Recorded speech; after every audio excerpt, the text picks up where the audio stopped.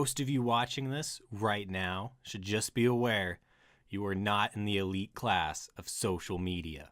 You are probably in the lower, scummy class. People like me, people like TJ, your favorite YouTubers, even Goddess Ryby are all part of the YouTube lower class. Your favorite late night comedians, though, they aren't held to that same standard, as well as most of your corporations and Hollywood stars.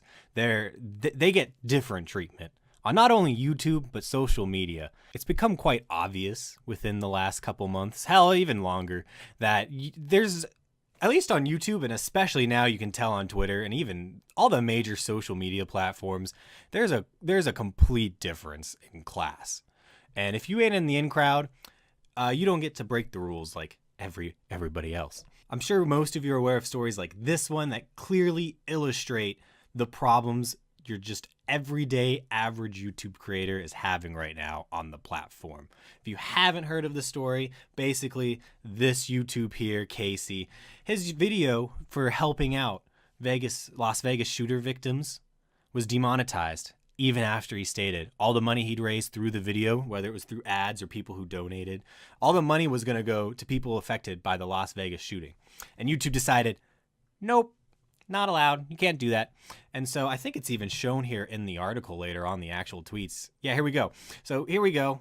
Demonetized right here for those who haven't seen it. And YouTube comes out with their very, of course, they can't just be like, oh, no, you're not. No, that's terrible. Can't raise money for people affected by somebody who shot a bunch of people. No, you have to have a very well-controlled PR statement. And YouTube was basically saying, oh, we don't run ads on videos of tragedies. However, most of you probably watch Philip DeFranco or some other YouTuber that's talked about this. Right here we go. Jimmy Kimmel. Apparently, he's not your every average day YouTuber. He can have ads on all the tragedies and such. This is just the latest example of probably what most people have noticed that's becoming a major problem for especially the bigger social media platforms, is there's a class system. If you're not on the in crowd, you don't get the privileges the in crowd gets on these platforms.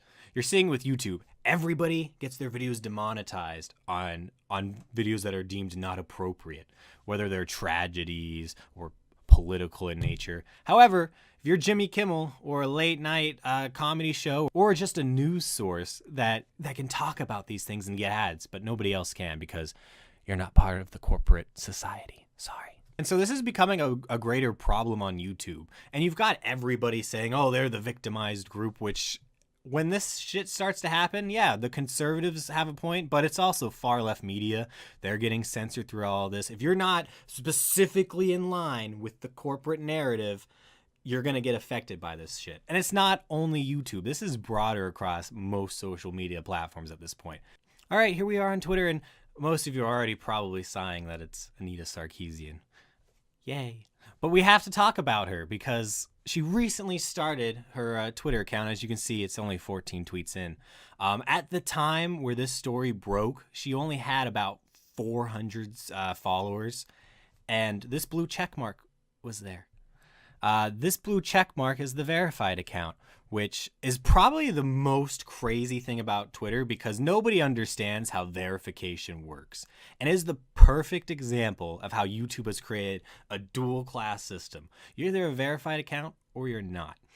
And the thing is, nobody understands it. It's not based off of followers or anything. You can send in your information to get verified, and it doesn't matter. It's if Twitter accepts you here, then you're verified. But if they don't like what you do or something, or they just determine, oh, you're not in line with what we believe, or you're just not big enough in their minds that it would be controversial enough to not verify you, that can be a problem. Because look, we can click on, shoe on head, not verified, but look, 184,000 followers. The follower count doesn't really matter in this. And you would think, people think that's what plays a major effect. Here's Matt Jarbo. Let's see. Oh, not verified. Still a huge number compared to Anita here. So, and what does it matter if you're verified or not? Well, I'll have an article linked below if you want to actually like read through it all. But basically, there are some benefits to being verified. You get some special privileges. It's nothing huge. Some things are nice, like the Twitter analytics. You get access to that, stuff like that. But here's the major problem: is verification to most average people is just saying, "Hey, this is actually this person." So when you are a celebrity, that's kind of important to have. So of course you would expect the celebrity stats to get that. However, YouTubers, they also fall into this category. They are bringing in audiences sometimes bigger than most of your Hollywood celebrities at sometimes, depending on how big that Hollywood celebrity is. And so it's nice to have that verified so you know, hey, this is actually that person. Because of course, when somebody gets popular, there's going to be a lot of fake accounts popping up around these individuals. Okay, so before I get on to further discuss the verification system and how it's complete bullshit on Twitter, we've got to talk about Jack here. Because not that long ago, we had the women boycott Twitter. They got upset that somebody was suspended. They were not allowed to use their Twitter account for a whole 12 hours. Why was that? Because they were posting people's information, which is against the terms of service. However, apparently, if you're a high enough celebrity or you have the right opinion, screw the terms of service. You can just break that. You can reveal people's private information as much as you want. And the CEO of Twitter will take your side and be like, oh, okay, you can break that rule. I'm sure if a conservative came out here and did something like that, somebody who was probably far right, that would be the same case. But look at this. So now Twitter's going to change their policies because apparently enough women boycotted to be heard. I doubt that. I doubt that is actually the case. But it was enough that they feel like they have to pander. I think part of that is because enough Hollywood celebrities got on with big enough names that they felt, oh crap, we gotta deal with this. When the most of Twitter's user base probably didn't even notice it. And it was probably only noticed if mainstream media latched onto it. But now they want to work on changing the rules, which some of them are probably good. But some of these they're not gonna go well. Especially when it's like, oh, the hate symbol things. Like, as much as the Pepe thing is retarded as shit. Sorry, Pepe Kekastanis. It's dumb. Nobody cares. It's just, ugh.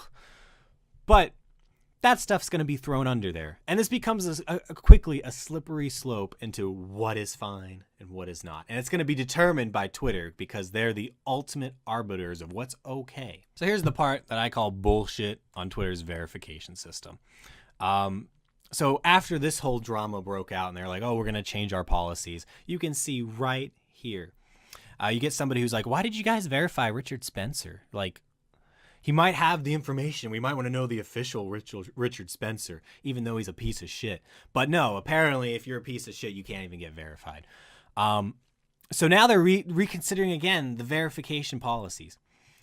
Verification is not just verifying if somebody's who they say they are. It is an elite club for Twitter. You get the special privileges and it proves you're part of the in crowd. You follow the narrative that Twitter likes. And apparently if you don't follow that, like Richard Spencer, you get down. Now, he's a piece of shit. Yeah, most people do not like him. Most people regard him as a piece of shit. The verification system shouldn't be a reflection of whether you're a piece of shit or not. It should be just for saying, hey, this is that person. But no, it is turned into this elite club.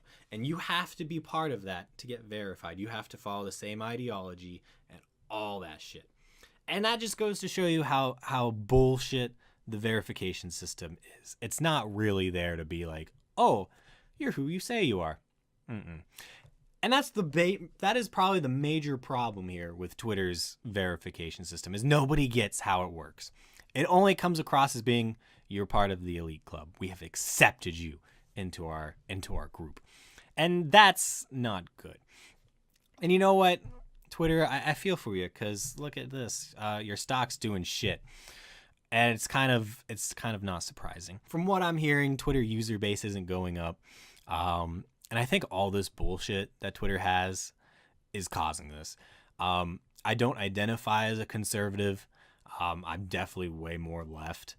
But you can quite clearly see how Twitter starts to come across as biased against the conservative position, especially when they start unverifying people. In fact, in that article down below that I share about the benefits of having verified account, they even say you can lose your verification. That's just retarded. If you are verified to be somebody, why do you lose that for a couple hours if you were naughty? You don't see the state coming in and being like, oh, you lose your identification because you broke the law. We're going to take away your driver's license, your state ID, anything that you have. You lose who you are for the next 12 hours because you ran a red light or something. That's retarded. That's the problem most of these major social media platforms are having right now. Even Facebook falls into this. The difference is I looked up the stock for Facebook and Google and all that. They're going up. Twitter, however, is kind of getting stagnant. They're facing some tough times, but even Facebook is guilty of this. It's probably been guilty of it for a while. Facebook organizes posts. It starts to organize your feed so you can't get your post out there as easily to an audience. And even when you buy Facebook ads, it's kind of shit.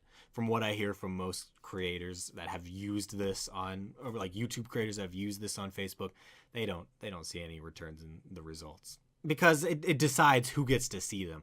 And usually it's who's best to see them, but it doesn't get you to new audiences, especially if you're trying to push something out there that's an idea or something that you want to get out there to people who haven't thought about it or something. So no, it's going to go to the echo chamber. And that's also another problem with social media is it's continuing to show these echo chambers where you can't have people that disagree with you. It's reinforcing this one narrative that's corporate approved. So it will be curious to see all these changes that are coming to Twitter. And of course, YouTube's going swimmingly. That's honestly, if YouTube had a competitor right now, it'd be gone. It's not doing well. It's pissing off a lot of its content creators. It would suffer major losses if some other platform was able to come in and actually have a decent thing. VidMe, I know a lot of people keep talking about it and wanting it to come and take down YouTube. I don't think it's going to happen. It would have already happened. The one I could potentially see is Vimeo. I don't know if it's big enough, but I think the quality of their service is there that it could happen. Though I think they would have to drastically change the way that platform works in order to compete with YouTube. But yeah, it's just a lot of people think social media and all that stuff should be, it doesn't matter who you are or what you believe. You can get out there. It is a platform for communication. But it's quickly becoming a platform for the right communication, the approved communication. And that, especially as you can see in Twitter's case, isn't doing it all that well. So, I don't know. We live in interesting times with social media and YouTube. We'll have to see how that all turns out.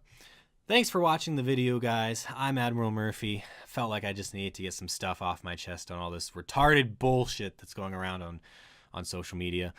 Hey, a lot of your YouTube creators, they're going through some tough times. Please do help them out on Patreon. I don't have my own Patreon. I might get one set up in the future when I know I can do this more regularly. But for those who do have a Patreon, go ahead. If you really enjoy their content, shell out $1, at least $1. That will help them out tremendously. Show them that you really do appreciate the work they're doing, because the corporations, they'll get demonetized, but you can help them out. So, and also be sure to check out their content. The numbers do help. And by the way, if you do hit subscribe, make sure you hit the bell here too so you can continue to get new videos from the Admiral Murphy channel as they roll out. Thanks for watching, everybody, and I'll see you next time.